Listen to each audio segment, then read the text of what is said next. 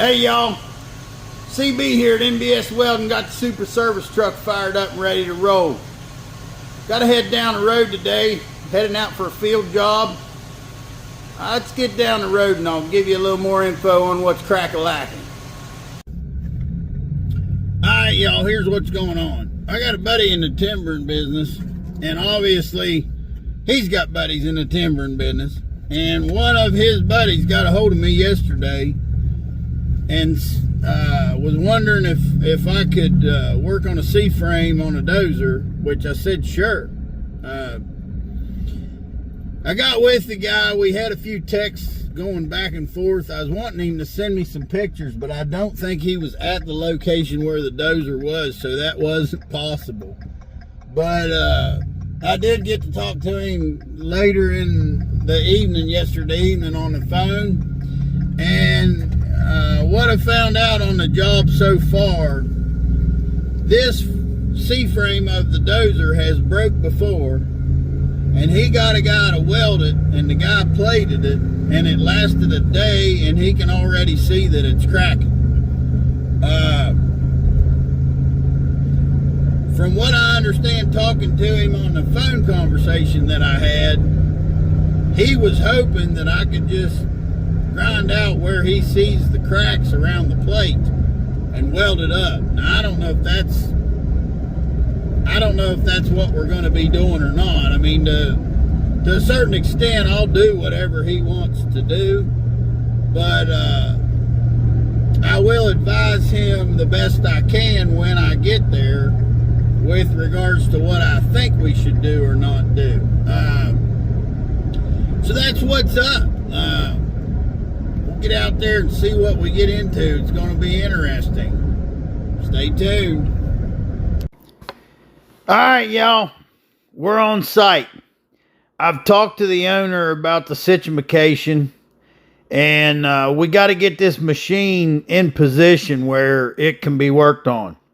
She definitely needs some work. And like I always say, you work with what you got. Well, we're on a logging landing, and we got logs and a chainsaw, so that's what we're going to be using to get this machine in the position that it needs to be to do the work that needs to be done, and set it up where access to everything that needs to be worked on can be had. These are the cracks that the owner saw right here and on top, and then this video you can kind of see a little bit more in the back, but that right there on top is what the owner initially saw and realized that after the other welder had worked on it that there was a problem, and that those cracks showed up in the first day. Now here we're getting into taking a look. Once we've got it raised up and got it in position, and I can get behind here a little bit. And this is where I've kind of got to where I had to put 2 and 2 together and add the 12 and carry the 5 and come up with whatever I could see, pretty much based on what I could get information wise from the owner. And here's the thing. The initial problem, I believe, with this machine is the owner said that when the factory welded this plate down, which would be from this plate to this plate, the automatic machine that did that welding was not lined up correctly, and it put all the weld down here on this part, and it didn't get welded to that plate. But it lasted a while. And I believe what happened was eventually this plate got ripped completely off there. Well, he had a welder make a new plate, this plate, and put it on there, and the welder put it on there, and it looks like he welded what he could reach, and then did some weird stuff with this plate here and this plate here, which is not helping anything really. But it must have been a failed attempt to try to make this hold. Here's the problem. The tree, this is what I would call the tree. It's not welded to that plate at all. There's a huge gap here. And the weld between the plate they added and the C-frame itself is not what I would even call a weld. It's a few tacks. And I think what happened was that area, the way it was set up when the guy was working on it, he didn't do what he had to do to get access to it, to reach it, to weld it. And therefore it didn't get welded. But here's the problem. When the bottom of this blade hits the ground, virtually all the force of leverage is in this area. Without this area being welded pretty good, this thing's not going to stay together. And that's what we're going to have to deal with. And I think because of the amount of weld that's around the front of it, we're going to have to just live with this gap. Because if I was to cut the entire tree off and tighten this gap up, that's going to be more work than what we're going to gain by doing that work. So here's what's got to happen. This plate, it needs to go away. It's doing no good. This plate, it's also just in the way. It's doing no good. This has got to get welded good. This has got to get welded good. And when this right here gets welded good, I'm probably just going to have to stuff some plate in there and weld it up, because I'm not going to be able to get that gap closed down without cutting the whole tree off, and that I don't think is worth doing. So we got a lot of welding work to do here. I would like to get this done for him today. So let's get on it. Hey y'all, CB here, the No BS welder here at NBS Welding. I'm wanting to let y'all know we got t-shirts for sales. If you'd like to support the NBS Welding YouTube channel, send Tina an email at nbswelding@aol.com. Go to the NBS Welding YouTube channel, check out the content, and in all new video descriptions, there's links to our Amazon storefront and our affiliates. So you can check out the products that I use and endorse. So we're kind of going to be reworking on this job a little bit. We're cutting off some things that didn't even need to be there. You know, I'm not going to knock on anybody else's work or anything like that. It's definitely a situation here where whoever worked on this before, I would just say at minimum that they clearly did not understand the assignment and what it was going to take for this to hold together. You know, we might even make our best efforts and still have issues. You don't know, but I'm not going to knock on anybody that comes out here in these field conditions and this heat and welds on something like this all day. It takes a lot out of you. It's hard to do, you know, and anybody that does it at all, no matter what kind of job they do, gets a certain amount of respect from me. So we're just going to do the best we can to get this going for the guy, and hopefully we can do something here that's going to work out a whole lot better than what they had. I don't think any of the gussets that were put on this are worth using or doing any real good. I'm cutting all that stuff off. I started out with my 90-degree cutting torch with a number 1 cutting tip, and running about 10 psi, 7 to 10 psi acetylene, 40 psi on the oxygen, and cut most of the steel out of the way. Then I switched to the straight head torch with a scarfing tip like I'm burning with right now, and I'm scarfing the weld metal and the things off there. The scarfing tip can save you a lot of grinding.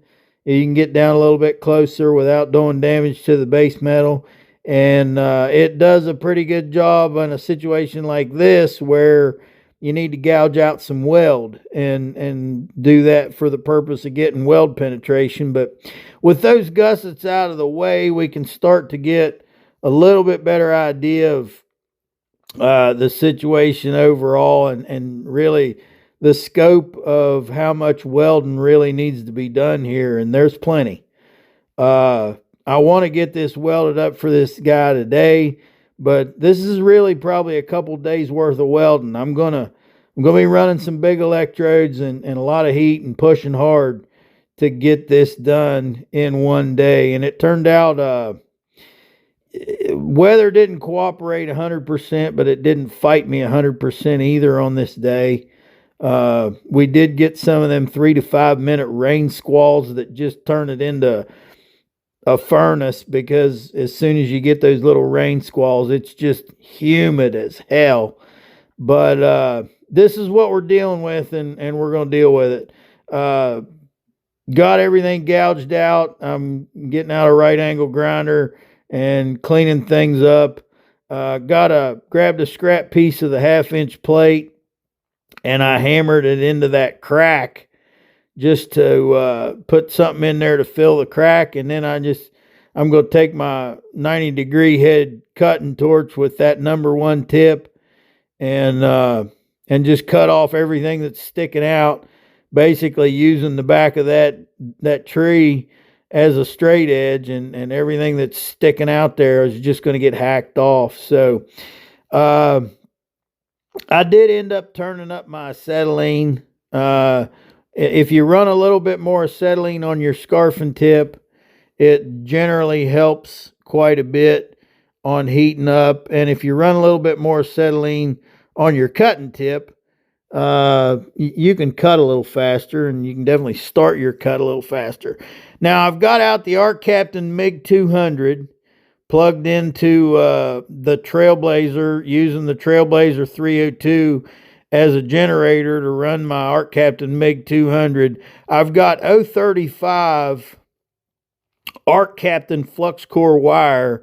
I've actually got one of the 10-pound spools, and what I'm doing right here is I'm using the 4T feature of the MiG 200, where you have 2T and 4T, and when you're in 2T, if you squeeze the trigger, it starts welding and feeds wire. In 4T, if you squeeze the trigger, it starts welding and feeds wire, and you can release the trigger.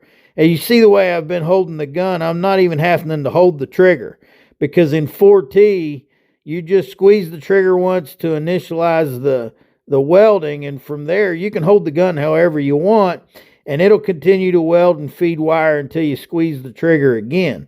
It's a fantastic feature for these long welds. I found something when I was running this that is a little bit more work. I found a crack, so we're going to get a look at that next. This is what heat will show you every time. A little bit of heat into this metal from running the flux core wire and getting the root bead in here on this weld, and it's exposed a crack. The flux core wire, I want to say, this is absolutely fantastic to get this started. DC electrode negative fills these gaps and welds out of position just great. Here you can see that I've taken the torch and I've gouged that crack completely out, because I want to make a full penetration weld here. I'll do the first couple passes with the Arc Captain flux core, just like I'm doing on the rest of this, and then I'll cap this with a 7018 low hydrogen stick welding, because I want the elasticity. I don't think that you ever really, with any flux core or any other wire for that matter, you just don't get the kind of You don't get the kind of elasticity and flexibility that you get with a 7018. But you can see the multiple passes that I used to fill this in. Took a few passes, and now I've switched modes on the Arc Captain MiG 200, and we're in stick mode now. Took the gun off, and now at 130 amps, I'm gonna start running 1/8 inch 7018 to finish welding out on this crack. There was a little bit of a hump on my starts there. I knocked that down with a grinder. And here's our first pass. Ran uphill at 130 amps on the MiG 200. Ran uphill with a 1/8 inch 7018. I think I'm running the Lincoln Excalibur here. If not, it might be a Hobart 7018. But anyway, here I've put 2 more passes. So I ran one to the right, one to the left, and got them stacked on there where I feel like we got this crack fixed.